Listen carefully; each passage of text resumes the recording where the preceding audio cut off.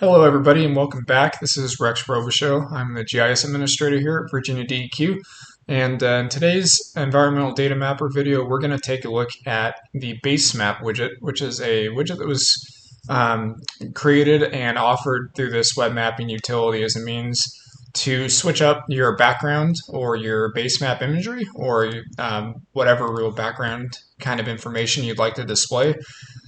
So with that said, we'll go ahead and dive right in here. As you can see from default, we're using the Esri topographic and streets kind of hybrid base map. It does a very good job of showing a lot of good reference information like streets, water bodies, public lands, major roads, things like that, and also some good topography. As we zoom in here, we can see they blended it nicely with like a hillshade, so you can see gravel pits and things like that that really jump out.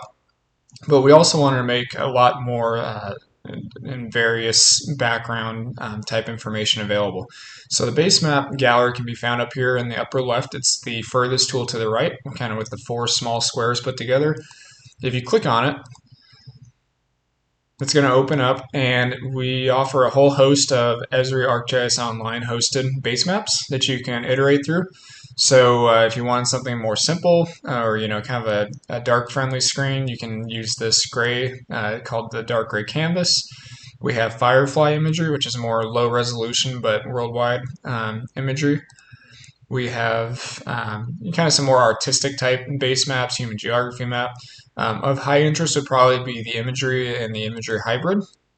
So imagery hybrid is going to be something pretty similar to what you would see on like Google Maps. It's going to have things like streets still annotated, but on top of imagery. This imagery does tend to be a little bit older though. It lags depending upon where you're at, sometimes several years behind. But we do have some newer imagery available, and I'll get to that here in just a little bit. So if I reopen again, we can kind of iterate through here, and you can see a whole host of the other various base maps that we make available. Also, if you find yourself frequently looking for kind of USGS style topo maps, that's available down here at the bottom under USA Topo Maps. And this is a great way to find things like water body names, maybe mountain or prominent location names, things like that. Last but not least, terrain and labels. This kind of emphasizes that hillshade or terrain type look to it. It's fairly high resolution hillshade imagery, as you can see here. As we zoom in, things really start to pop out. Small details of the landscape here. It looks like a driveway, things like that. Small canals and irrigation features even. So pretty high resolution hillshade type imagery down here underneath the terrain with labels. And to finish it off, I'll switch back to topographic, which is what we started with. And again, you can still kind of see that hillshade behind it, but it kind of has like an opacity to it so that you can also see things like roads, building footprints, and other prominent features. So I mentioned earlier in this video that we also made available or try to make available newer imagery. To showcase that, it's actually not going to be found in the base map widget. It's actually these layers are going to be operable layers within the layer list, and the reason for that is the swipe tool, which we'll look at in just a couple more videos, requires a swipe layer. You can't swipe base maps, unfortunately.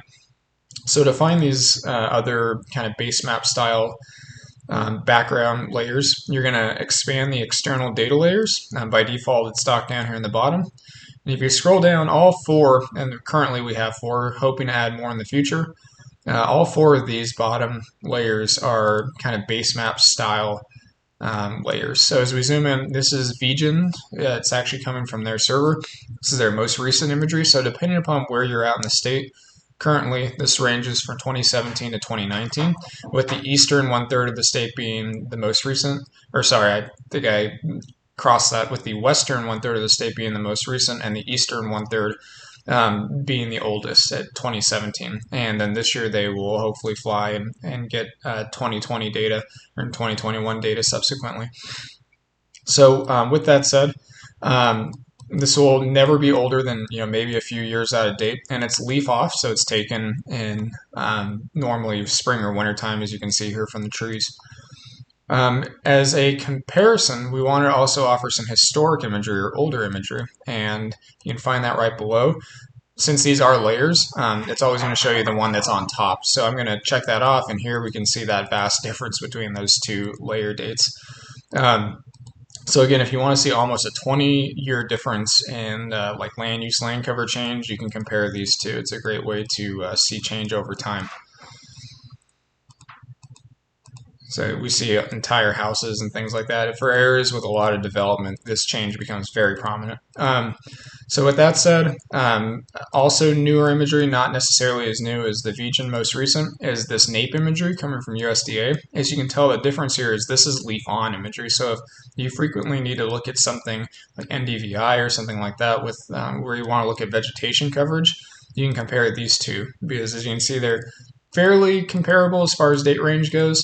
But one's going to be leaf on, one's going to be leaf off. So nice, valuable comparison there. Also good for detecting various types of like vegetation coverage. And last but not least is the Virginia land cover. The Virginia land cover data set itself here, it's actually it's a cache-based map service, and it offers just kind of a rough cut at what type of vegetation, or what type of land cover, various types of classifications. So you get things like impervious surface here, water, farmland, things like that. So pretty valuable if you want to look and get an idea about what classification type of land use cover you're looking at. So with that said, that's pretty much the base map functionality available within the EDM in a nutshell. And again, I mentioned the swipe tool, and using these bottom 4 layers, we'll look at that again in another video. But I hope that this video was helpful for you, and I hope to see you back for the next one.